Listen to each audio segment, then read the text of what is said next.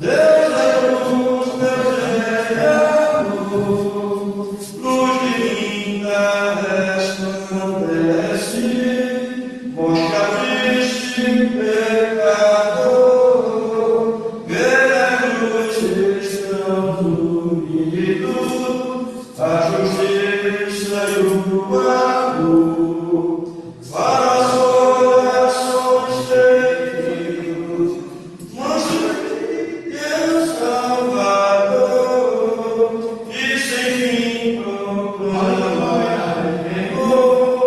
Deus é luz, Deus é amor.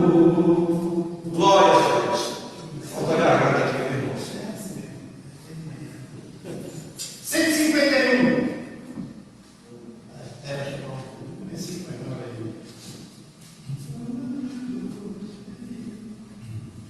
Fala, Jesus querido, fala-me hoje sim, fala com a tua bondade, fica ao pé de mim, meu coração aberto está pra tua voz ouvir, enche-me de louvores e gozo pra te servir. Fala-me suavemente, fala com muito amor, vencendo para sempre, livre de equívoco. Fala-me cada dia, sempre em eterno dom, ouvindo a voz eu quero, e neste mesmo som, para teus filhos fala, e do caminho bom, pela bondade os guia, abre um santo dom, quererão consagrar-se para a sua vida dar, obedecendo a Cristo e com fervor amar. Fala-me suavemente, fala com muito amor, vencendo para sempre, livres de equívoco. Fala-me cada dia, sempre em eterno dom, ouvindo a voz eu quero, e neste mesmo som, como no tempo antigo, tu revelaste a lei, mostra-me tua vontade e a tua santa lei, deixa-me gloriar-te, quero a ti louvar, cantar alegremente e sempre te honrar. Fala-me suavemente, fala com muito amor, vencendo para sempre, livre de equívoco. Fala-me cada dia, sempre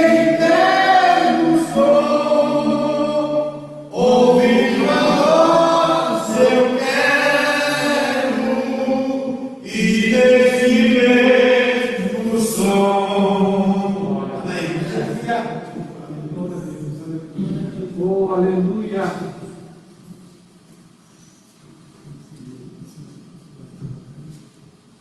Aleluia. Glória a Deus. Amados, vamos fazer aqui a leitura do Espírito. Lição de número 6, 8 de novembro de 2020. E o título da nossa lição de hoje nos diz assim: a teologia ele faz. Só os pecadores sofrem. E o texto lá diz assim: lembra-te agora, qual é o inocente que jamais pereceu, e onde foram os sinceros destruídos? Segundo eu tenho visto os que lavram o pecado, e semeiam o mal, sejam os mesmos. Jó, capítulo 4, versos 7 e 8. A verdade é clara diz que, embora transcendente, Deus tem prazer em se relacionar com o homem terreno. Amém? Amém. Vou passar o trabalho para o pastor Laércio, para que ele tenha oportunidade e na sequência, escola dominical.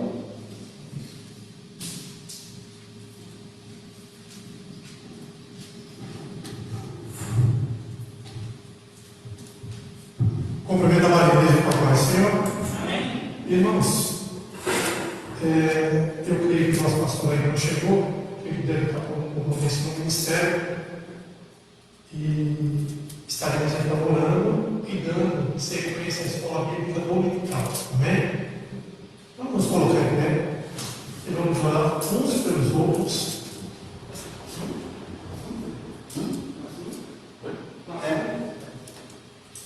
Vai ser classe única. Os irmãos se acheguem aqui no coral, né?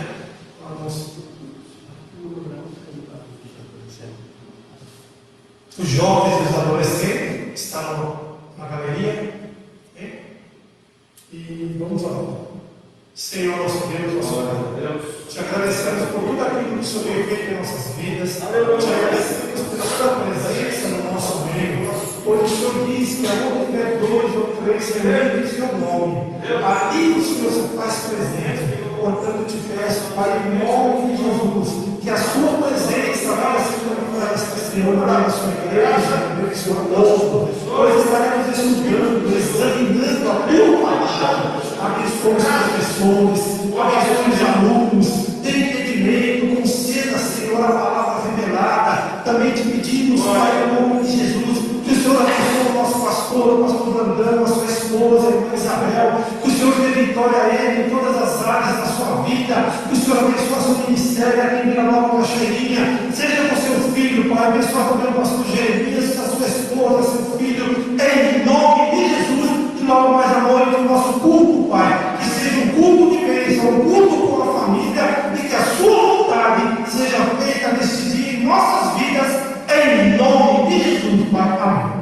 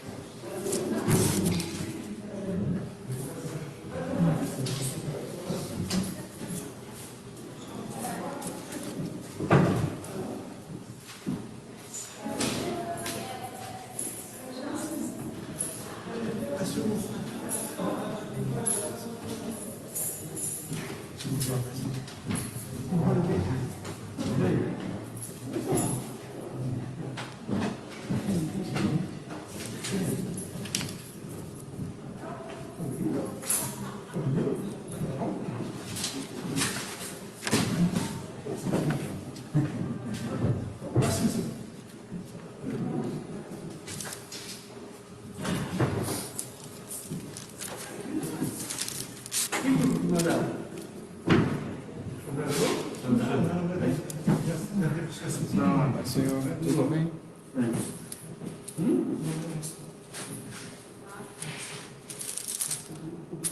Meus irmãos, a paz do Senhor. Irmãs também, paz do Senhor. Tudo bem com os irmãos e irmãs? Vamos começar mais uma aula. E hoje, não sei se vocês vieram na última, os irmãos devem se recordar sobre Jó amaldiçoar o seu dia, né, o dia que havia nascido. Lembrando aos irmãos e às irmãs, aquela mesma coisa que eu costumo falar, né? O assunto está na capa e os temas estão dentro da revista. O assunto é muito extenso, e aí você tem que dividir por temas para ficar de uma forma, segundo os estudiosos, mais didática, né? Mais fácil de memorizar na nossa cabeça. A gente tem dificuldade de memorizar jovem, né? Quando a gente era jovem, a gente fazia a prova, tirava 10, mas na semana seguinte, se perguntasse o que tinha caído, você não respondia certinho mais, né? Você vê que a nossa brevidade da memória, ela é muito curta. Pode clicar. Né? Se eu perguntar para os irmãos, para as irmãs, começa aí, irmão, começa a falar para mim o que foi dado na aula passada aqui. Você vai lembrar uma coisinha ou outra, mas não vai saber, nossa, né, na sua amplitude.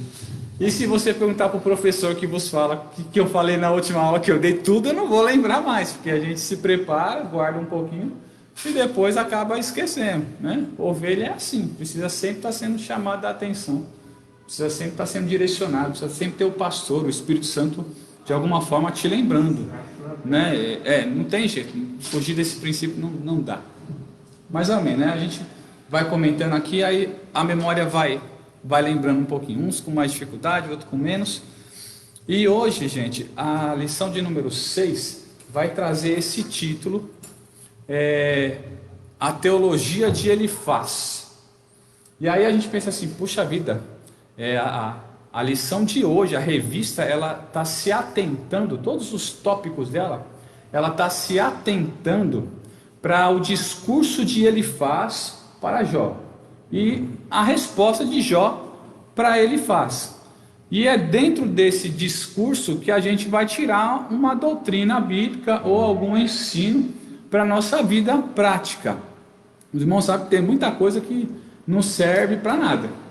Eu saber se Jó nasceu na era dos patriarcas ou não, na prática não muda nada, o que importa é o ensino desse livro. Então tem coisas dentro de teologia, que hoje em dia se chama, que na prática não serve, irmão, não serve para nada. Saber que o Belmonte era um animal mitológico ou não, saber que o Leviatã se refere talvez a um monstro, saber o unicórnio era o rinoceronte ou não.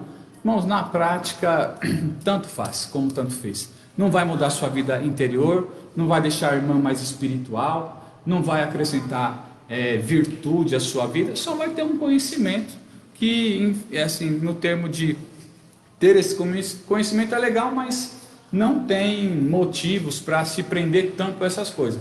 O desejo de Deus é que a gente se atente às doutrinas bíblicas, aquelas que ele ensina por intermédio dos textos que aqui estão. Aí nós vamos falar, segundo tema, a teologia de Elifaz. A teologia, e aí eu pergunto para os irmãos, né? Os irmãos sabem o que é teologia? A irmã sabe o que é teologia, irmã? A irmã Penha sabe o que é teologia? Mais ou menos? Quando a gente fala, o irmão fez teologia. O fulano de tal, ele é teólogo, ele fez teologia. O que a gente pensa na hora? O irmão foi lá numa academia, numa faculdade, universidade, sentou lá, e aí alguém pegou a Bíblia e começou a ensinar paulatinamente, de uma forma bem profunda, trouxe aí um conhecimento que ele não tinha antes, e hoje ele sabe muito de Bíblia. Então ele fez teologia. Muito bem. Mas de onde que veio esse termo teologia, gente? Você acha que foi os crentes que inventaram isso? Você tem que fazer teologia, rapaz, você é crente. Eu acho que foi eles que inventaram. A gente? O homem. Isso. Não os crentes protestantes. Porque teologia hoje é visto dessa forma. Porque na minha época não tinha teologia. Não tinha. Mas é que está. O cristianismo, quando ele vem, irmãos, para o mundo, ele vem para os simples e para os doutores também. Tanto que Nicodemos era um doutor mestre em Israel, velho já, né? E na hora de entender o nascimento da água e do Espírito, sobre Jesus falando sobre nascer novamente, ele, mas como que é isso? Aí Jesus explica, aí Jesus chega a hora e fala assim, mas você é mestre em Israel e não está entendendo o que eu estou te falando? Jesus está indignado, um cara como você não está entendendo a linguagem, porque assim, na concepção daquela época, o teólogo daquela época não era chamado de teólogo, era chamado de mestre, é um mestre rabínico, então ele era uma pessoa que era aprofundada, não era chamado de mestre. Isso aí veio depois, irmão, com a Igreja Católica, o surgimento da Igreja Católica, né? Tem que fazer teologia, tem que estudar as Escrituras, o padre, né, tem que fazer isso daqui. Mas antes disso já existia o termo teologia, e era... A palavra teologia, isso aqui do quê? Se compreende como o estudo de Deus, mas isso ainda é muito superficial falar dessa forma, porque Deus é transcendente. A verdade prática, se os irmãos olharem, está escrito assim, embora transcendente, Deus tem prazer em se relacionar com o homem terreno. Então, como que um homem terreno estuda um Deus transcendente, que ele não pode compreender? Já, né, irmãos? Então, o termo teologia, ele se aproxima mais ou menos do significado de uma pessoa que está buscando um conhecimento de Deus. Mas estudá-lo, isso não dá.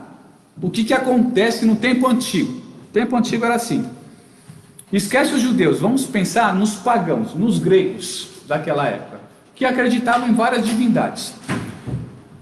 Pouquinho antes de Cristo vir ao mundo, talvez 500 anos antes, o filósofo era uma pessoa que buscava em uma escritura que falava sobre as divindades, uma base ou um conhecimento escrito para responder a algumas questões da vida que ele achava que tinha que ter uma resposta.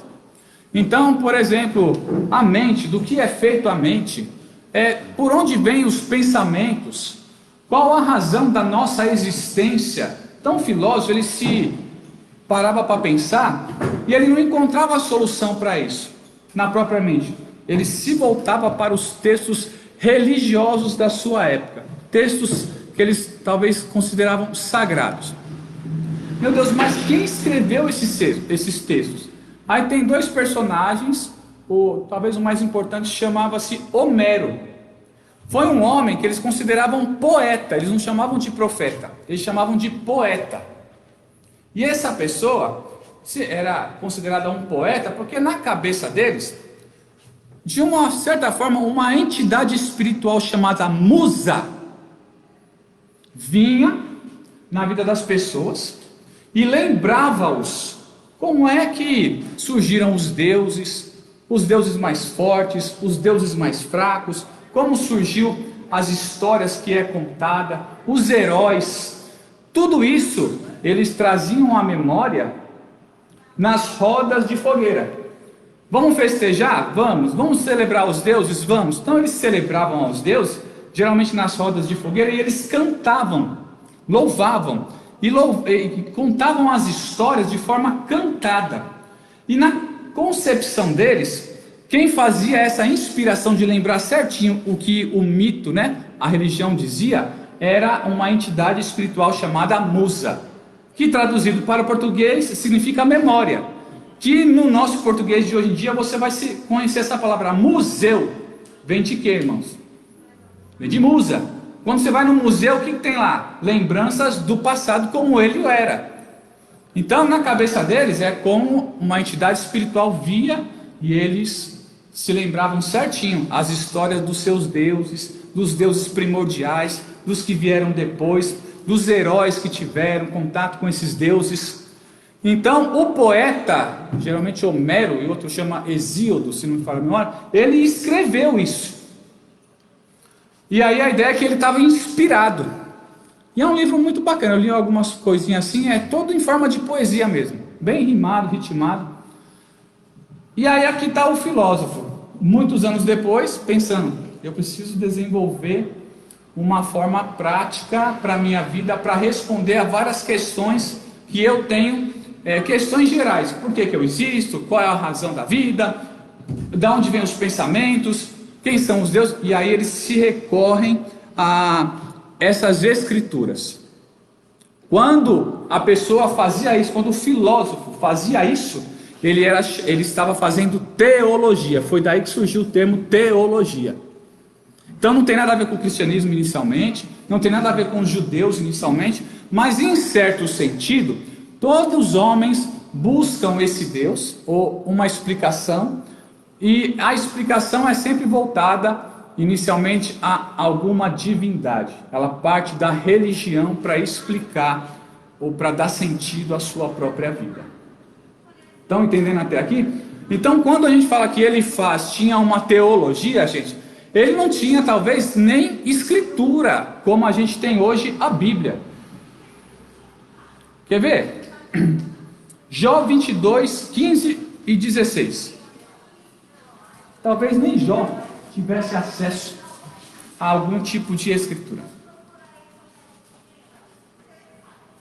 Lembrando, antes da gente ler, na primeira aula, lá nos tópicos da primeira aula, dá uma noção de que Jó viveu no tempo dos patriarcas, Abraão, Isaac, Jacó. E esse texto que a gente vai ler, dá mais a entender que eles viveram, Jó viveu, junto com seus amigos, depois do dilúvio. Abraão, Isaac e Jacó são patriarcas que viveram depois do dilúvio. Ok, irmãos? Não tem nada a ver com Sete, Enos, Enoque, nada dessa, Adão, Eva, nada dessa gente aí. Caim, não, é depois do dilúvio. Os irmãos leiam Jó 22, 15 e 16. Aí o senhor fala. Porventura, consideraste a vereda do século passado, que pisam os homens iníquos. Eles foram arrebatados antes do seu tempo. Sobre o seu fundamento um dilúvio se derramou. Tá vendo? Ele está comentando o dilúvio. O Elifaz está falando para Jó. Você não está considerando o que aconteceu no tempo passado, não? O pessoal lá vivia como queria e sobreveio um dilúvio. Então Jó, Elifaz, a cultura, o povo daquela época tinha conhecimento, pelo menos, de que Deus era um Deus que castiga, irmão, que destrói. E é um Deus que salva e livra o justo do sofrimento, porque livrou Noé e a família dele. Então, quando Jó está lá, necessitado, com seus amigos, aqui nós vamos ver nesse texto a manifestação do conhecimento que eles tinham a respeito de Deus. Eles recorriam a algum conceito sobre a vida religiosa que deveriam ter, voltando-se para a história do dilúvio. Os irmãos estão entendendo? O que Jó chega em oração a pedir que se escreva um livro a respeito da sua história? Olha só, 31 de Jó, versículo 35. Jó está orando a Deus e ele até deseja que seja escrito um livro a respeito. Sabe por quê, né? Porque, como eu falei no começo, a gente esquece, precisa estar sempre revisando, relendo. A gente esquece, pode? Há quem me dera que me ouvisse, eis que o meu intento é que o Todo-Poderoso me responda e que o meu adversário escreva um livro. Esse mesmo, tá vendo? Então, o desejo de Jó é que houvesse sobre a vida que ele está passando, escrevesse-se um livro, para que fique marcado assim, porque Jó passou, mas a história dele está mantida até hoje, e a história dele fala até hoje, né? Sim. Então veja só, Deus, ele em oração, falando com Deus, desejando que isso acontecesse. E se nós pararmos para analisar a leitura bíblica, o texto áureo, que vai falar sobre o tema a teologia de Elifaz, vamos ler, Jó 4, 7 e 8, está no texto áureo da revista, quem tem revista, está facinho aí. Jó 4, 7 e 8, aqui Elifaz falando. A lição de hoje vai se voltar para os discursos de Elifaz e as respostas de Jó a Elifaz, tá bom, gente? A gente está voltado para esse personagem aí, Elifaz e Jó. Lembra-te agora, ele está falando para quem? Para Jó. Qual é o inocente que jamais pereceu? E onde foram os sinceros destruídos? Jó, ele está como aqui, gente? Ele está destruído, certo? Ele está perecendo, certo? E aí ele está falando para Jó, Jó, lembra, quando é que uma pessoa inocente jamais foi destruída? Inocente, irmão, aqui é no sentido de ingênuo. Sabe, ingênuo. A pessoa foi destruída, estava em perecimento por estar ingenuamente enganada pelo pecado. Como Eva. Eva, uma mulher à imagem de Deus, inexperiente, não tinha anos e mais anos de vida ainda, diante de uma serpente usada por Satanás, que era sagaz e experiente lá na eternidade. Então Eva ali foi inocente, foi ingênua ao acreditar e desacreditar de Deus. Desacreditou que Deus não a mataria, que ela não morreria, e acreditou. Foi ingênua, tanto que depois ela fala, a serpente me enganou e eu comi. Ou seja, e Deus, irmão, ele não reputou a ingenuidade no sentido agora de como, mas eu tenho que fazer justiça. Então, ele amaldiçoou a conceição da mulher, vai ter dores no parto, né? Então veja só que ele está chamando a atenção para Jó lembrar-se, vê aí na sua memória. Gente, olha só, se eu perguntar para o irmão assim, José de Almeida, o senhor lê Bíblia, né? As irmãs também lê Bíblia? Lembra aí um versículo para mim que fala desse assunto. Os irmãos lembram.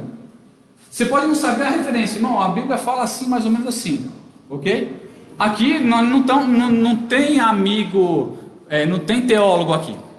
Aqui não tem escola dominical.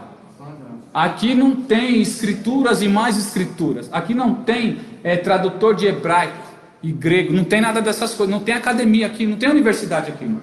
Aqui é a vida mesmo que ensina.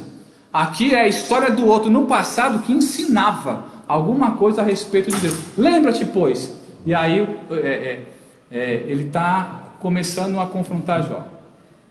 Inclusive, Jó falou para Elifaz que o conhecimento vinha pelo tempo de vida. É o que os próximos tópicos falam mesmo, no segundo tópico. Justamente. Bom, aqui a verdade prática, ela vai dizer isso aqui mesmo. Embora transcendente, Deus tem prazer em se relacionar com o homem. Aí vem uma pergunta para nós, que essa verdade prática, ela é linda, ela é bonita, mas na prova é meio difícil, irmão, da gente guardar isso daqui na memória e na hora de praticar. Porque se Deus ele é transcendente, eu não posso compreendê-lo. Eu até sei pela Bíblia que ele está me provando. Mas quando ele está me provando, eu quero saber até quando vai essa prova. Porque quando a professora chegava para o irmão na escola e dava a prova assim, para a irmã, e falava assim, responde aí 10 questões de geografia. A prova tinha começo, meio e fim. Você tinha que dar, e aí você provava que sabia. Você sabia que tinha fim, irmão. E se não sabia, não sabia. Você pulava a questão, tirava zero. Mas aqui nós não estamos falando de prova escrita, não estamos falando disso. Estamos falando de uma vida. E quando Deus começa a prova, a questão não é saber que Deus prova, irmão, porque os irmãos já sabem disso. Isso aqui é uma escola repetitiva. Ela é mais revisar o que nós já sabemos. Você sabe até onde vai essa prova, irmão? Até onde vai sofrer? Até onde a calamidade vai? Essa parte é mais difícil. E aí, na verdade prática, a leitura diária, quem tem a revista, vai sugerir para a gente, na segunda-feira, ler esse Jó 4, do 1 ao 4. E está falando aqui a frase, sobre a paciência para ouvir. Pergunta aos irmãos, a gente tem paciência para ouvir a palavra de Deus? Sim, eu tenho paciência.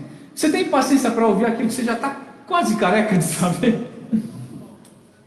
Seu irmão tem paciência para ficar ouvindo, que nem eu estou falando aqui, a mesma coisa, e ainda mais quando você estiver sendo torturado na calamidade por Deus, porque é isso que o texto começa a dizer. Ele começa a abordar Jó, antes de começar a atacá-lo, de uma forma cordial. Os irmãos lê, por favor. Também está na leitura bíblica em classe, está aqui, ó, na apostilinha, o argumento que vai falar, né? Então respondeu Elifaz o Tenamita e disse: se intentarmos falar-te, enfadar-te-ás? Mas quem poderá conter as palavras? Eis que ensinaste a muitos e esforçaste as mãos fracas. As tuas palavras levantaram os que tropeçaram, e os joelhos desfalecentes fortificaste. Ou seja, você foi um instrumento de Deus na vida das pessoas. Mas agora a ti te vem e te enfadas, e tocando-te a ti, te perturbas. Pergunta aos irmãos, por que o Elifaz começou falando assim para Jó? Porque no capítulo anterior, Jó está amaldiçoando o dia que nasceu.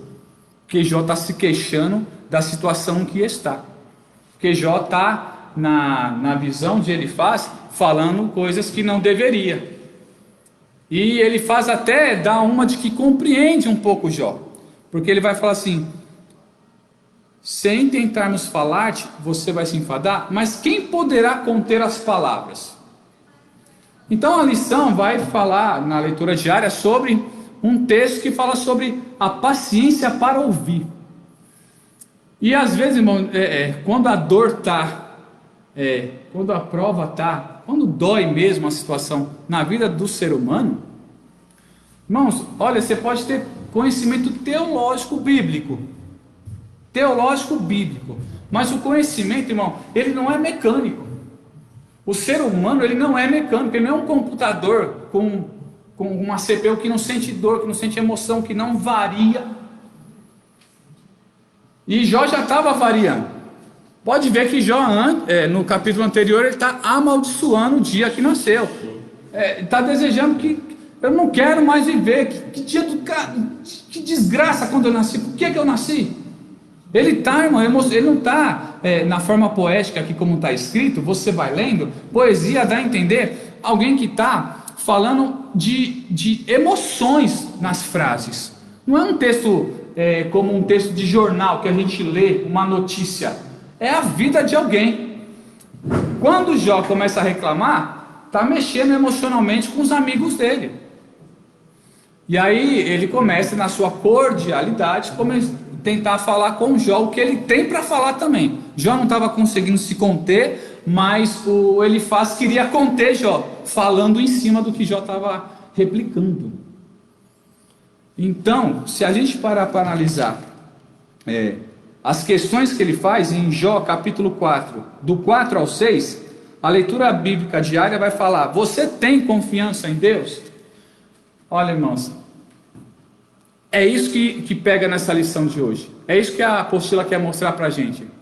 Na hora que você está passando realmente uma situação assim, você tem confiança em Deus? Não é chato alguém falar isso para você, irmão? E se alguém mais novo ou mais velho, que tem pouco conhecimento, falar uma verdade dessa, você tem confiança em Deus? É quase que assim, você vai falar, é lógico que eu tenho confiança em Deus. A minha vida tem provado isso. É 100% toda hora, a gente nunca vacila? A gente nunca vacila? A gente vacila às vezes, mas que na prática diária de nossa vida, a gente está confiando na vinda do Senhor, na ressurreição, na graça do Evangelho, na oração. É óbvio, né, irmãos? Ainda que uns orem bem mais, outros bem menos, mas ali tem um certo grau de quem é alguém que está diante de um Deus em quem confia. A questão é justamente na hora que você está reclamando, se queixando da situação, é onde entra essa pergunta que dá mais raiva ainda na gente. Você confia? Se eu confio em Deus, rapaz, você está de brincadeira comigo? Veja bem, vou chegar aí nos irmãos. O livro de Jó, ele é um texto onde você vê bastante deboche e ironia. Bastante deboche e ironia. Quando a ironia é colocada em prática, você vê como havia a necessidade, conforme está escrito na introdução. Os irmãos pegam a introdução aí. Vai falar assim: nesta lição estudaremos o discurso de Elifaz. Ele é o primeiro amigo. E é amigo mesmo, gente. A gente pensa que não, do jeito que eles falam com Jó, não é amigo não. Que amigo é esse? Vamos ver aqui o capítulo 2,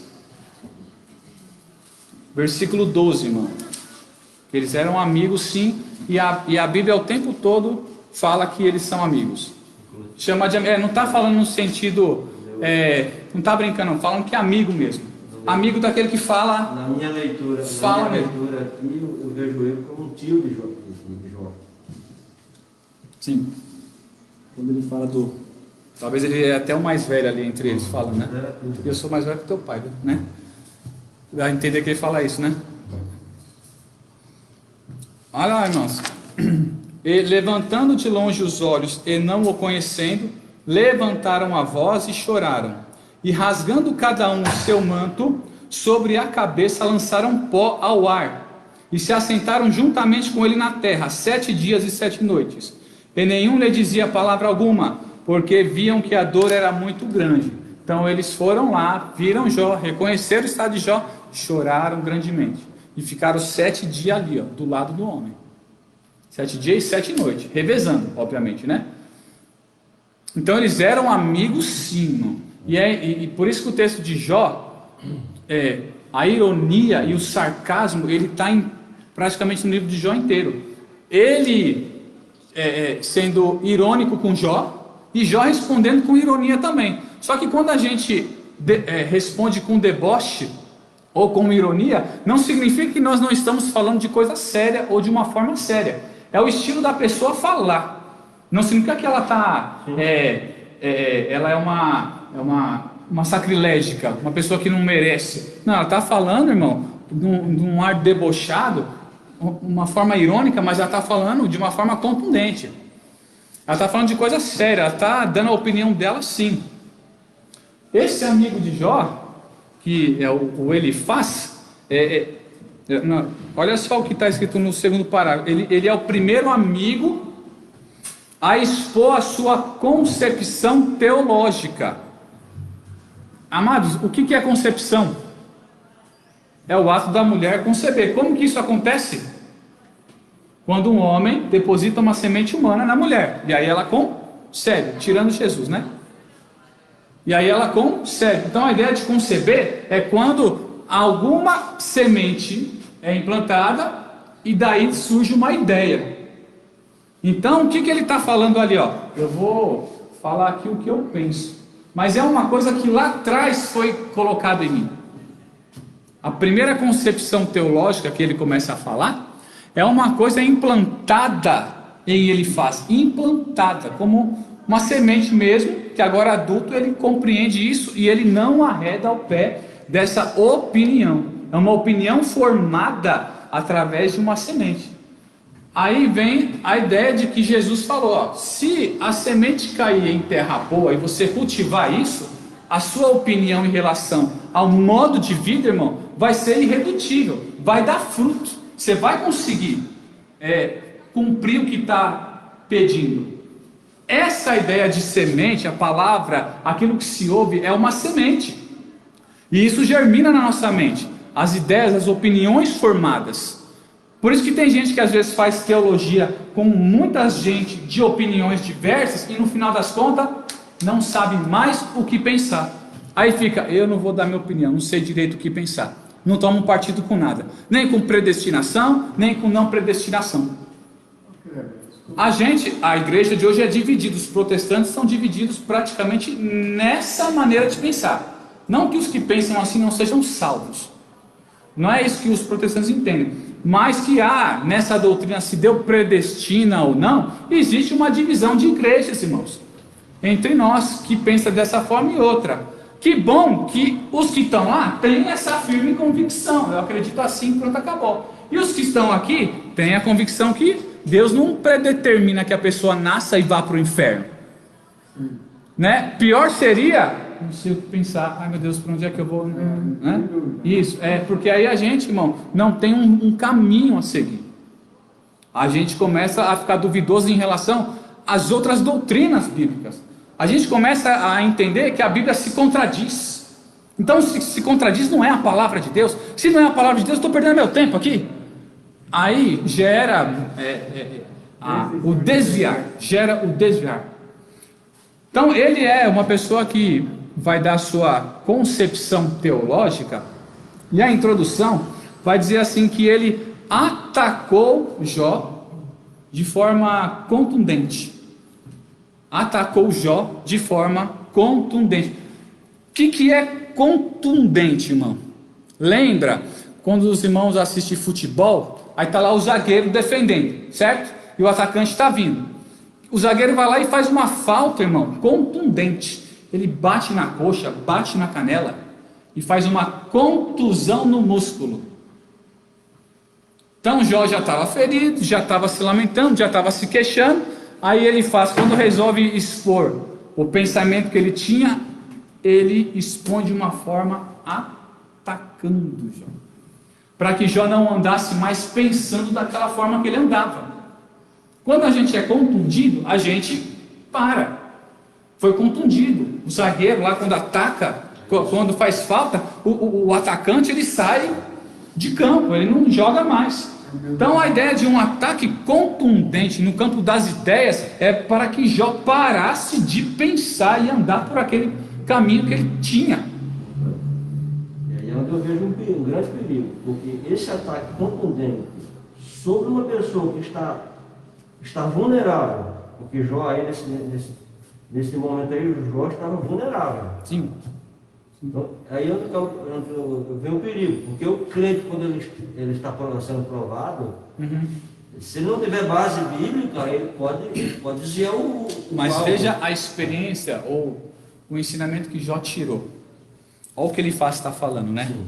Leitura bíblica, capítulo 4, versículo 3. Eis que ensinastes a muitos e esforçaste as mãos fracas.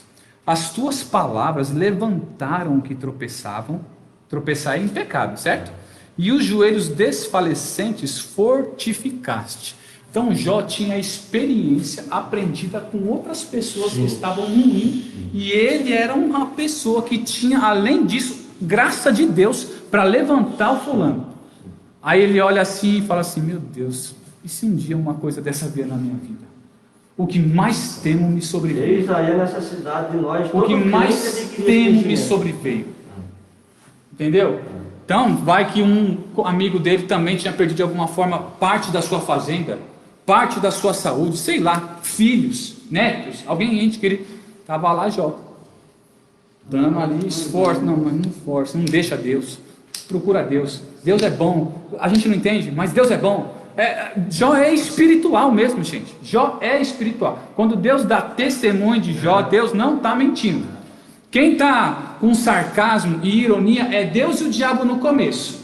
Porque vem o diabo entre os filhos de Deus, e Deus, que sabe tudo, de forma irônica pergunta: de onde vem Satanás? Como se Deus não soubesse. E Satanás, de forma irônica, responde: de rodear e passear a terra. Mentira, ele trabalha para destruir o ser humano. Está todo mundo ali sendo irônico, Deus e o diabo. Aí Deus pega ali, de forma irônica, mas está falando de coisa séria. Você viu meu servo Jó? Aí ele vai olhar: mas também você comprou a devoção de Jó, você cobriu ele de bens, abençoou tudo. Aí está todo mundo ali, os dois sendo irônico, mas falando de coisa séria, irmão. Falando de coisa séria. Então a linguagem em Jó, ela é irônica, ela fala umas coisas com sarcasmo, mas estão falando de coisa séria. Os irmãos, quando alguém do púlpito de alguma forma sabe um pouquinho ali da sua vida e daqui ironiza aí. Mas a ironia às vezes não é que o irmão está ironizando, tirando um barato com a cara do irmão. É aquela ironia que leva o irmão a pensar na graça de Deus. Sabe? Você não está olhando as aves do céu, não? Olha aí, não trabalha, não fia, faz nada. E o pai seu alimenta ela. Você acha que você não tem mais? Não sei. Então, é umas perguntas que levam a gente, meu Deus, é verdade. Voltando para a lição. Hoje parece que só eu estou falando, mas o irmão quer falar. O irmão Rony queria falar? Não, isso é cumprido, né? Rapidinho, lá no final do livro, João ele fala assim: eu falei coisas que para mim eram maravilhosas. Né? A pergunta é o seguinte: nesse momento de provação que a gente passa, o próprio Jonas, sabemos que ele falou, amaldiçoou o dia que nasceu, todo momento algum ele blasfema contra Deus. A pergunta é o seguinte: nesse momento que nós estamos passando por provação, Deus ele compreende que às vezes a gente fala uma besteira que deveria falar? Porque todos nós falamos. Eu falo, às vezes no momento que eu aperto o negócio, você acaba soltando. Você é crente, você ora, você jejum, mas você solta. A minha pergunta Deus é essa. compreende, mas não aceita. E corrige. Que é o capítulo 38 em diante. Né? Se veste aí como homem, cinge seu cinto aí que nem homem. Vou falar com você agora. Quem é você que obscureceu o entendimento? E o conselho? Onde que você estava? Você tem inteligência? Começa a falar aí. Então ele está sendo... É um Deus que compreende, mas não deixa barato, não. Ixi, entrou.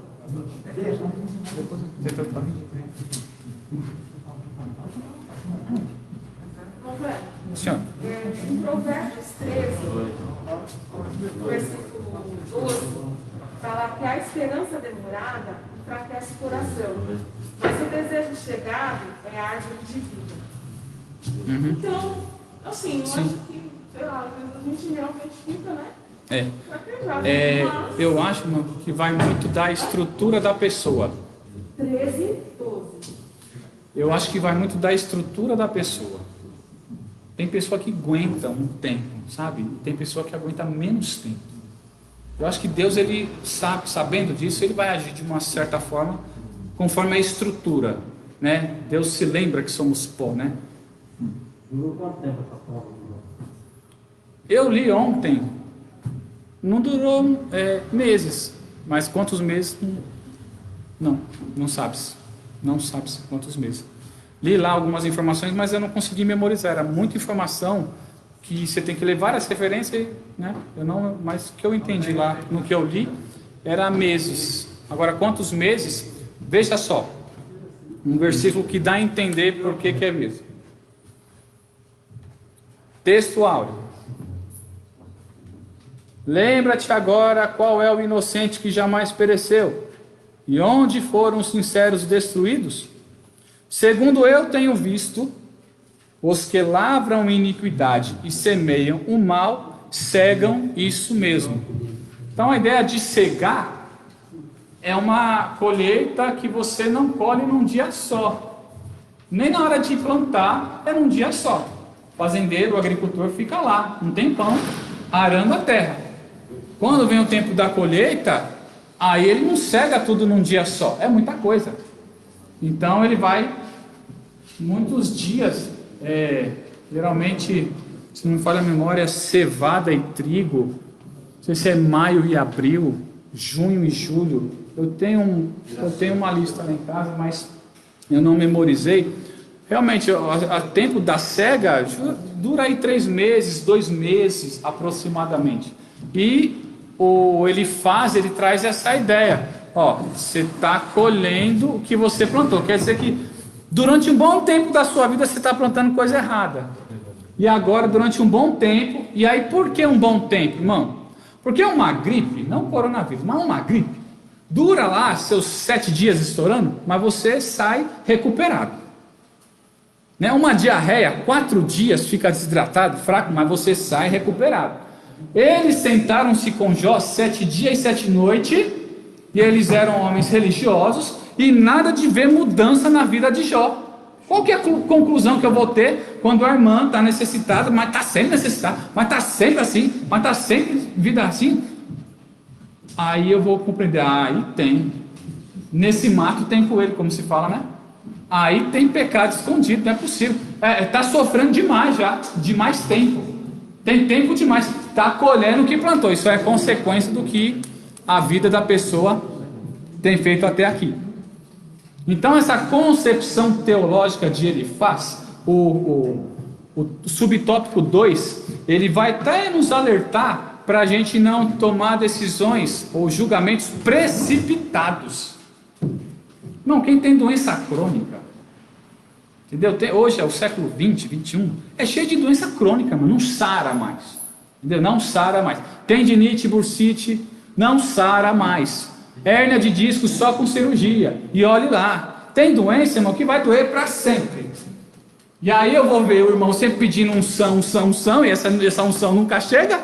E o óleo unge, a oração, o clamor, o crente grita com fervor, pede oração aqui, pede.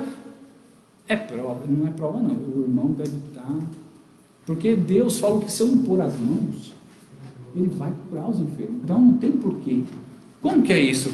Então a minha concepção teológica, ela começa a ser só terreno. Baseado mas assim, a Bíblia, ela dá essa concepção para mim. Veja, por exemplo, leia aí, Fernando, você quer falar? O Paulo, quando ele pediu ajuda a Deus, Deus falou a graça de A graça de paz. Pronto, acabou. está Cristo. Vamos ler Salmo 1, versículo 6. E depois 1 Pedro 3, versículo 12, que é o que o subtópico sugere. Salmo 1, versículo 6. Pode ler? Pode. Porque o Senhor conhece o caminho do justo, mas o caminho dos ímpios perecerá. Então fica claro para mim nesse texto que se tem alguém perecendo é porque ele é ímpio. Esse texto dá a entender isso. A lógica do negócio se está perecendo, e perecer significa apodrecer mesmo, se degenerar, e leva tempo para isso acontecer. Nada apodrece, né? Nada apodrece, nada fica pior. E o ser humano Jó não estava melhorando, pelo contrário, ele ainda acreditava que ele ia morrer. E o desespero do amigo confessa o pecado, confessa, senão você vai. Confessa para Deus reverter isso daí. Então tem uma doutrina bíblica, irmã, que ensina que realmente Deus castiga o pecador. Vamos ler agora no Novo Testamento para corroborar isso. 1 Pedro 3, versículo 12. Os olhos do Senhor estão sobre os justos, e os seus ouvidos atentos às suas orações. Mas o rosto do Senhor é contra os que fazem mal.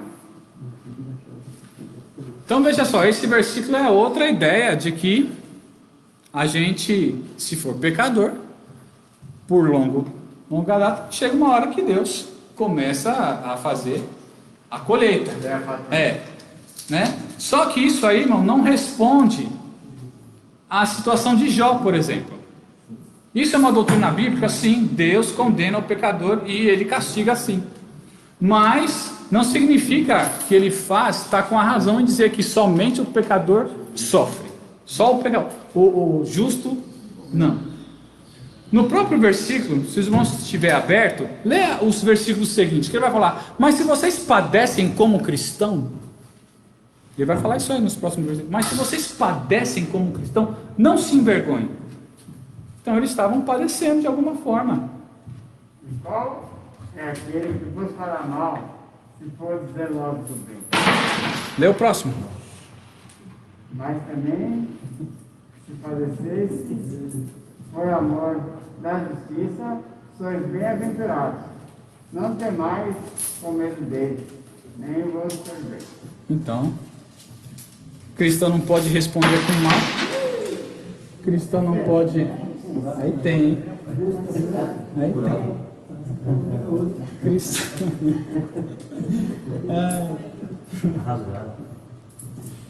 Cristão não podia responder com mal, só restava suportar até onde ia a aprovação que Deus permitia sobre a igreja do primeiro século. Então, o primeiro tópico, os pecadores no contexto da justiça retributiva. O primeiro subtópico vai, a lei da semeadura e da colheita. Os irmãos estão alimentando aí, ó. Primeiro tópico, os pecadores no contexto da justiça retributiva. Aqui vai falar que foi muito contundente do pensamento teológico tradicional, que foi o que eu comecei a falar aqui. É tradicional. O pai passou para o filho, O pai do pai passou para aquele pai. É tradicional, desde o tempo antigo, de pai para filho, vai se colocando na infância essa semente, incutindo a ideia que somente o justo, os pecadores sofrem. Então, gente, isso não se aplicava a Jó. Era uma cultura tradicional, que até Jó tinha isso. Que só o pecador sofre, até Jó tinha esse conhecimento. Porém, nesse momento, o Elifaz está sendo precipitado. É onde o segundo tópico vai nos dizer, o segundo subtópico, perdão, vai nos dizer que não devemos julgar precipitadamente e principalmente nos momentos de delicadeza da vida. Ó, os dois são amigos, entenda isso, os dois são amigos, e fala na cara mesmo, e Jó rebate na cara mesmo, só que eles são amigos, falando um na cara do outro, de uma forma até se atacando, com sarcasmo, com ironia, só que Deus está lá, Deus está lá naquela conversa. É isso que você e eu tenho que tomar cuidado quando falar dele, para outro irmão, que talvez esteja na sua concepção no momento, você não vê o todo, irmão. Ele não está considerando que Deus vê o todo. Então, quando eu vou lá para ser instrumento de Deus, eu tenho que falar segundo o que Deus, que vê o todo, me manda falar, e não segundo a minha concepção acadêmica só, ou teológica, dentro, aqui na nossa era, dos estudos que fazemos. Não podemos ser assim, irmão. Vai dar a pessoa ser agora realmente de oração, ter intimidade com esse Deus, ter conhecimento bíblico, para que na hora de falar ele não seja contundente ou numa forma indelicada machucar mais a pessoa. Já aconteceu isso aqui? Já viu gente que está sofrendo aqui ou vem aqui na frente receber uma oração? Deus liberta essa pessoa da prostituição, Deus. Ah, é vergonha, né? A pessoa às vezes nem está em prostituição, está quebrantada por outras coisas que ela fez. Mas na minha concepção teológica, a prostituição é o principal pecado que tem que ser liberto. Às vezes é isso, que é o desejo mais forte que existe, é o sexual. Então, sabe, a nossa bagagem, irmão, de pensamentos, precisa ser à luz da Bíblia, mas dirigido na oração por Deus. Aí vai visitar, aí a pessoa, não queria que esse aí viesse me visitar. Aí tem oportunidade para falar no púlpito, tem oportunidade para falar no grupo que está reunido naquele momento, e aí dá uma palavra segundo a ideia de cajado mesmo, né? Como se fosse. Aí gera no irmão desconfiança, raiva, não quer mais vir, eu não vou lá ouvir aquele babaca, aquela trouxa, aquela que não sabe nada. Começa a usar até esses de raiva mesmo, gente. De raiva, a explosão mesmo de raiva. Então, veja bem, irmão, atrapalha a amizade.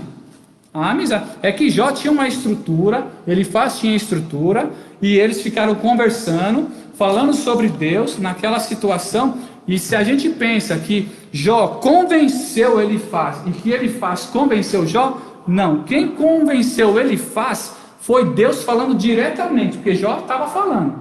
E Jó era bom de responder, mas olha o capítulo 42. Quem que precisou intervir na conversa dos amigos? Depois eu vou contar uma experiência sobre versículos. Citar versículos para as pessoas. 42, versículo 7. Pode.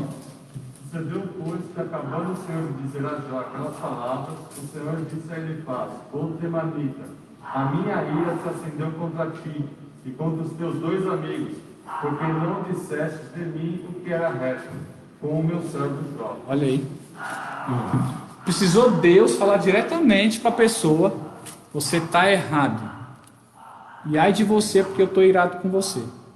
Quem falou certo foi Jó. Nesse discurso todo aí, Deus estava falando. E é engraçado, né, irmão? Porque, assim, dá a entender que os crentes têm que sempre conversar de forma amigável, no tocante, assim, ser moderadinho, ser bem assim, e cada um tem o seu jeito. Jó tinha um temperamento, Elifaz tinha outro, Bildad tinha outro, gente.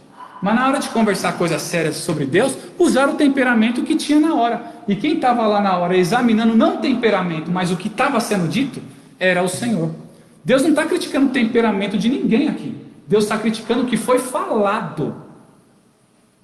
Então, seja você mesma, mas fale o que tem que ser falado certo de Deus. Procure isso, gente. Seja você mesmo, mas fale. Seja o seu temperamento, não importa, gente. É esquentadinho, é mais friozinho, fala mais comedido, fala gesticulando, mas fale conforme que Deus não se ire, não fale coisas erradas sobre Deus. E é bonito isso, porque eu posso falar bonito, é o ensinamento, né? Eu posso falar bonito, eu posso ter uma dicção fora de série, uma oratória, e estou falando só coisa errada. Estou falando só coisa que, ó, Deus está irado. Mas o interessante é isso, a amizade que tinha entre eles. Hoje tem a função de falar em línguas, né? Então a pessoa sobe no púlpito e fala em línguas que Deus está mandando e faz. E tchau. Não só besteira, Deus não mandou, como é que a pessoa vai pagar? Sim. Mas tem essa gente que conhece. Sim. Mas aqui em Cachoeirinha, os irmãos que falam no púlpito sabem que vai continuar convivendo com os irmãos. Então não vai falar assim. Porque sabe que depois, pode ser que no púlpito eu ferir algum e eu vou continuar convivendo com vocês. E você, quando tiver a oportunidade de falar com um, você vai continuar convivendo aqui. Quem geralmente às vezes fala isso aí é o que vem de fora. Que chega aqui, né, na sua concepção teológica, vê que o irmão está... Essa igreja está fria hoje, os irmãos não estão quentes. Aí levanta caixão! Chama você de caixão, meu. Defunto, espiritual. Começa, um ataque contundente, irmão. Entendeu? Não está vendo o todo da questão. Irmão, quem sabe da sua vida sabe que eu não sei nada sobre vocês. Eu sei o que aparentemente é igual na minha vida. Os irmãos acordam cedo, tem dia que o irmão não quer acordar, tem dia que dá preguiça, tem dia que não dá vontade de trabalhar, tem dia que a gente está nervoso com o esposo, com o filho, com a esposa, tem dia que a gente está super espiritual, alegre, cantando louvores a Deus. No outro dia a gente está preocupado com as dívidas. Essas coisas eu sei que os irmãos passam, que é igual. Mas assim como você está se envolvendo e se desenvolvendo no dia a dia, estou lá na sua casa, então nem adianta eu vir aqui dar uma dieta de vinho, querendo usar a palavra de Deus e falar em língua estranha, para dar um tchan, né, uma incrementada. Porque essa pessoa que fala em línguas estranhas, como está falando assim, para exaltar a igreja, ela não sabe que dentro da igreja, nós, a igreja, tem pessoas que sabem que ela está falando coisa besteira, coisa dela, coisa que ela nem Então, ela sabe disso. Veja bem, a coisa. sorte de Cachoeirinha, que nem eu falei aqui uma vez, é que todos vocês, irmãos, e eu já são bastante crescidinhos na fé. Então, Vocês são crescidinhos, irmão. Eu estou falando aqui, mas não estou falando com menininho na fé aqui, não. Ninguém de vocês, irmão, e aqui também, que vem na nave, senta aí nos bancos, não são mais menininhos, já tem um tempo de carreira, que já tem um conhecimento bom sobre o Senhor, pode não ter teologia no conhecimento acadêmico, mas sabe sim. Mas Deus para dar um dom para mim, de discernir uma língua estranha que você está falando aí, que é tua, eu não preciso saber de teologia. Não precisa. É o dom bem direto. Isso aqui, aqui, quase besta, quase embora. E às vezes a igreja está em silêncio, o pessoal vem de Está ouvindo, né? A Bíblia fala que é melhor ouvir do que falar. Então, esse pessoal tem que entender essas coisas. Sim. Versículo 14 do verso 5 de Hebreus, para a igreja de Cachoeirinha. Qual é o versículo? Hebreus 14 do capítulo 5 de Hebreus. Mesmo?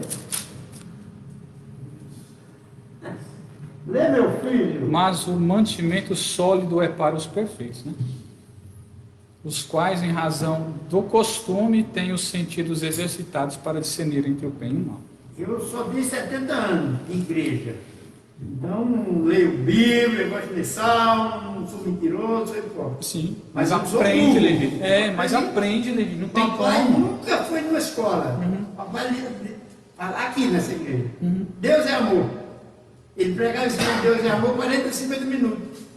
Papai falava em línguas estranhas para a igreja e traduzia em português. Papai, meu pai.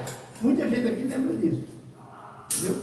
Então, não precisa de teologia para saber que você está falando abobrinha, besteira. A gente tem o Espírito Santo. Liga aí. Você ia falar? É sobre. Eu vou fazer uma visita para você e vou tirar uma palavra aqui.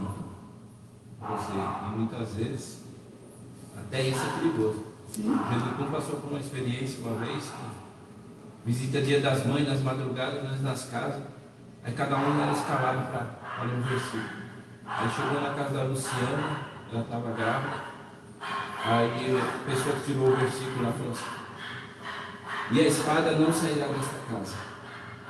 Aí chegou na casa da minha mãe, foi ler um versículo lá, e o fim vem. Aí chegou na casa de um outro irmão, aí tirou uma palavra em cantar Salomão, saiu as suas pernas, os seus seios, assim. E o irmão ficou assim. É a palavra, irmão. Receba, né? Então, é difícil, né? Gente, ó, envergonha ou não envergonha o Evangelho? Né? A gente aprende, né? Graças a Deus que o Senhor não nos bane quando a gente faz o errado. Ele, pelo contrário, nos corrige. O capítulo 6 e 7, irmão, até manda a gente ler inteiro, mas não vai dar, né? É quando Jó começa a refutar o que ele faz, está falando, e ele está se queixando. Bom, é tão interessante que no capítulo 6 e 7, que é as queixas dele, você vai perceber que Jó, ele, por pensar daquela maneira, não como ele faz, pensa, né? E por acreditar que ele não tinha pecado. Ele podia não ser perfeito, mas ele não vivia. Ele vai começar a descrever, no capítulo 6 e 7, a forma como ele se sente. Por isso que anteriormente está falando que ele está, a vida está delicada. O subtópico anterior fala que a gente não pode se precipitar, principalmente quando o irmão está numa situação delicada. Está no subtópico anterior. Então, no subtópico terceiro, Jó está nessa situação delicada e está mostrando isso com as suas palavras. Os irmãos, pega aí para ler, capítulo 6, do 1 ao 7. Isso aqui não dá para deixar passar. Leitura um pouco extensa, mas não dá para explicar. Tem que ser o texto mesmo. Capítulo 6, do 1 ao 7, né? Então Jó respondeu e disse: se a minha mágoa retamente se pesasse, e a minha miséria juntamente se pusesse numa balança, porque na verdade mais pesada seria do que a areia dos mares, por isso é que as minhas palavras têm sido inconsideráveis. Quais são as palavras que ele faz, não estava considerando? A do capítulo 3, quando ele amaldiçoou o seu dia. Então ele estava achando que Jó estava falando bobagem. Porque as flechas, ele está se queixando, as flechas do Todo-Poderoso estão em mim, e o seu ardente veneno o bebe o meu espírito, os terrores de Deus se armam contra mim. Está se sentindo alienado de Deus, irmão, separado de Deus. Porventura zurrará o jumento montês junto à relva, ou berrará o boi junto ao seu pasto, ou comer-se-á sem sal o que é insípido, ou haverá gosto na clara do ovo. A minha alma recusa tocar em vossas palavras, pois são como a minha comida fastienta. Está falando na cara do Elifaz, hein? Você não sabe o que eu estou passando, Elifaz, tá? Eu me recuso o que você está falando aí. Não, são amigos, tá? Não são, estão brigando, mas são amigos. É uma briga de amigo. Ele está falando que ele está se sentindo alienado de Deus. E olha só, ele se sente também alienado dos seus amigos, ou melhor, dos seus amigos, isso mesmo. No mesmo capítulo, versículo 14 ao 23. Ele está continuando falando, não vou ler tudo que é extenso. Ao que está aflito, devia o amigo mostrar compaixão, ainda ao que deixasse o temor de tudo Todo-Poderoso. Meus irmãos, alevosamente me trataram, alevosamente é traidor, né? São como um ribeiro, como a torrente de ribeiros que passam, que estão encobertos com a geada, e nele não se esconde a neve. No tempo que se derretem com o calor, se desfazem, e em aquentando-se desaparecem do seu lugar. Desviam-se as caravanas dos seus caminhos, sobem ao vácuo e perecem. Os caminhantes de Temá os veem, os passageiros de Sabá olham para eles.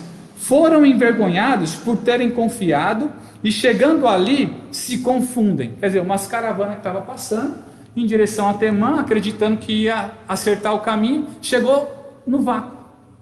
Quando chegaram lá, ficaram confundidos. Todo mundo viu, o pessoal de Temã viu, o pessoal de Temã, de Sabá, viu essa caravana passando, chegando lá, ficou confundido. Aí ele fala, agora sois semelhante a eles, viste o terror e temeste.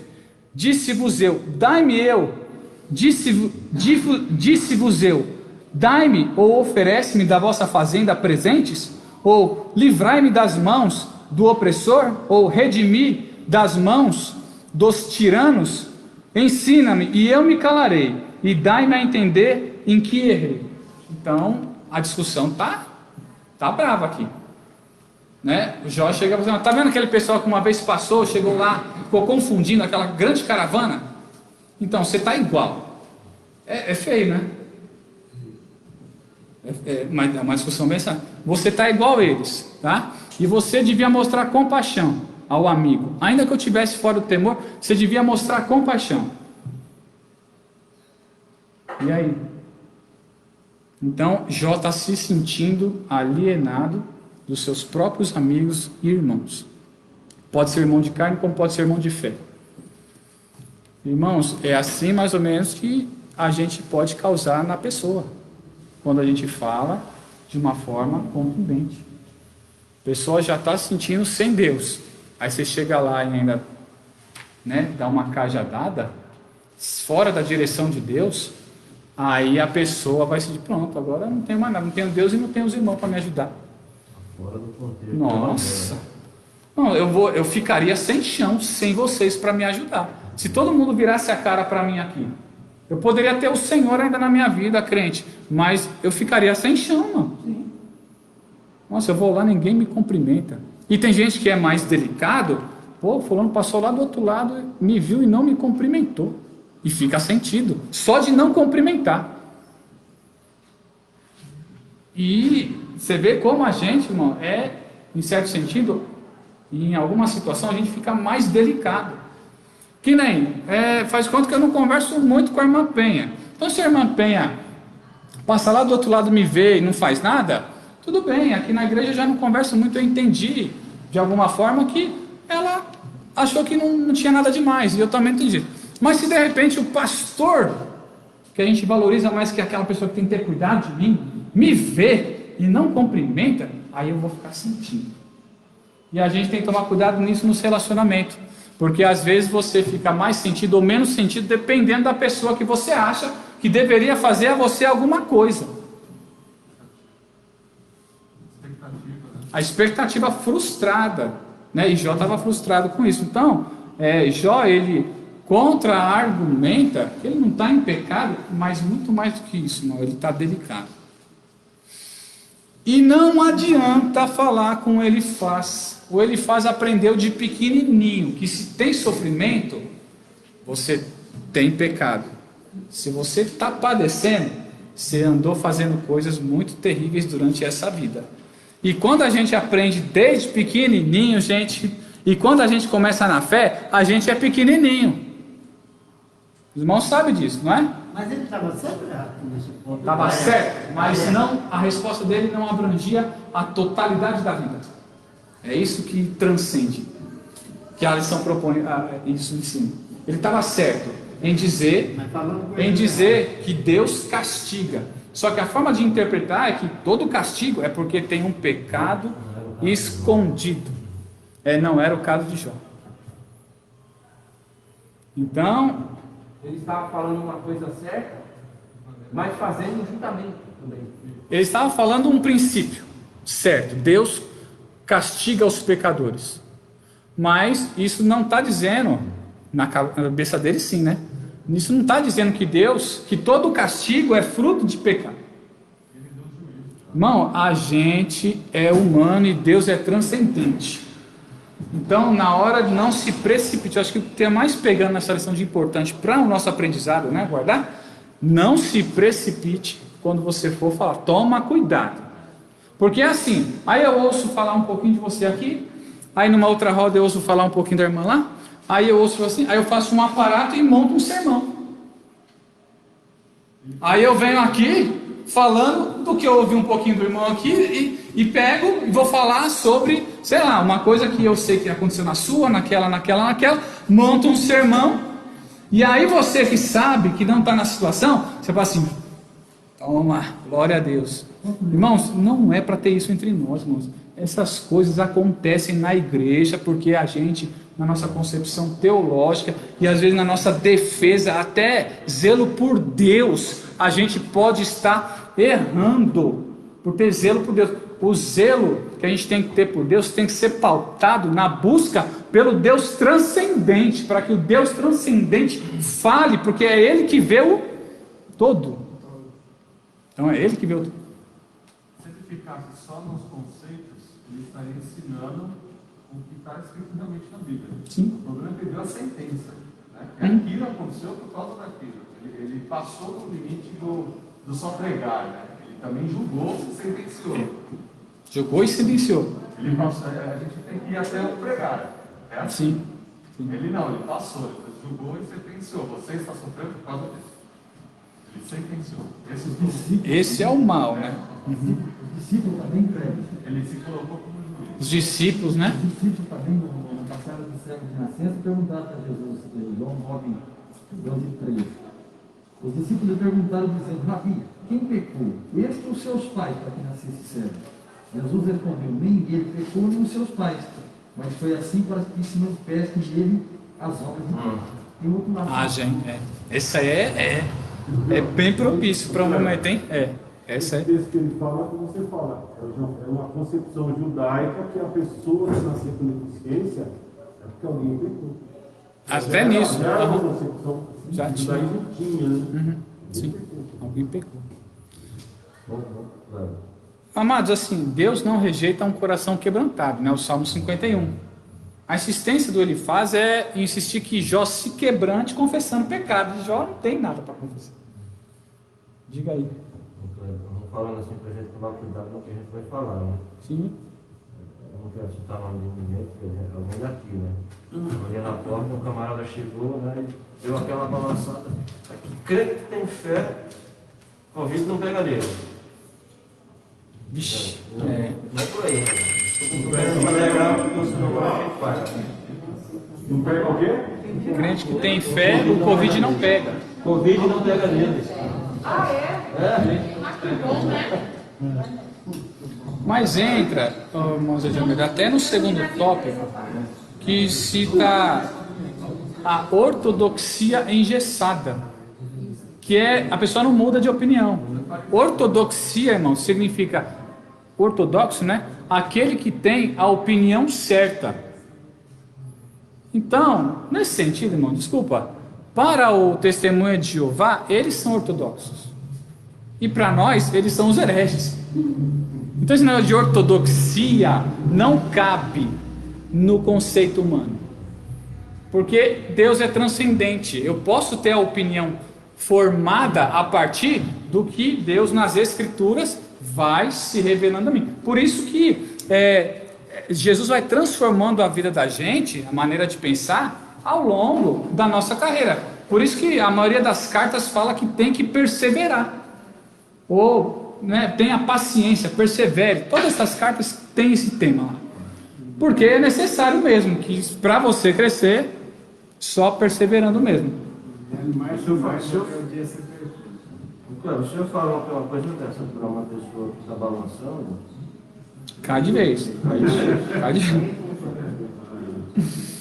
Então, no segundo tópico, vai falar que Jó, o seu argumento é uma ameaça à tradição religiosa. No terceiro subtópico, ele é um defensor celeste. Eu vou ter que pular. Por que Jó é um defensor celeste? Não que ele está defendendo a Deus. É no tocante a o que Deus realmente revela. Porque Deus não precisa de defesa, né, minha gente? Né? Nem tem como, né, atacá-lo. Posso até tentar, mas jamais conseguirei. Ele defende as suas ideias. Veja Jó, capítulo 16, versículo 18.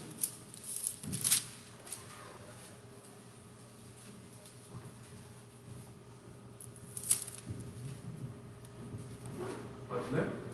Só ver se é esse aqui mesmo. Que a revista está falando no capítulo 16. Ah, não, é do 16 e o 17. É muito grande, gente. Para a gente ler, né? Só 5 minutos. Depois os irmãos lêem. Aí Jó vai estar falando sobre o desejo de ter alguém no céu que o defenda das acusações do Elifaz. Então, até aqui, irmãos, veja só. Temos um amigo, que é amigo mesmo, mas está se posicionando como o diabo, sem o perceber, porque ele acusa. Perdão. Seria 16, 21? Sim. Se alguém pudesse, né, contender com Deus pelo homem, como o filho do homem pelo seu amigo, porque decorridos poucos anos eu seguirei o caminho por onde não tornarei. Então veja só, a concepção, Jó, ele apela mesmo, irmão, para Deus. Aí que tá, vamos virar a moeda. Em vez de você ser a pessoa precipitada que julga, vamos supor que você está sendo o julgado. Que você é a pessoa que está em situação delicada e tem alguém, irmão, que é seu amigo, que está batendo forte em você. Se você não tem uma explicação teológica, não entende, tem que fazer como o Jó, o que o tópico ensina. A melhor coisa é você se voltar para Deus. Melhor coisa. Mas eu não estou em pecado, não tenho que confessar. A melhor coisa a se fazer é se voltar para Deus. Porque, gente, tem pessoa que não tem essa estrutura. Quando está na prova e quando alguém está criticando ele de forma injusta, ele desvia mesmo. Ele sai do caminho. Eu quero saber dessa igreja que nada, esse Jesus aí que não sei o quê, porque eu não estou vendo ninguém transformado aqui. Porque dá a entender que quando alguém me julga de forma indelicada e bate em mim com palavras, me parece que o irmão não é transformado, é um grosso. Jesus não é um bom pastor, eu aprendi isso. Agora, onde é que está Jesus? Eu vou cair fora daqui. E sai mesmo. Então, gente, precisamos do Senhor transcendente, dirigindo as nossas ações, para falar individualmente na nossa instrumentalidade com o Senhor. Né? Deus vai te usar da sua forma, com o seu temperamento, mas na hora de falar, né, e haverá pessoas que talvez tenham esse princípio teológico que vai bater em você no púlpito, mas você já é crescidinho, já sabe, tem que voltar-se para Deus. Acabou? Crescidinho, né? Já é crescidinho, hein? Já tem? Que é pior, o amigo de onde ele não, eu sou uma mulher.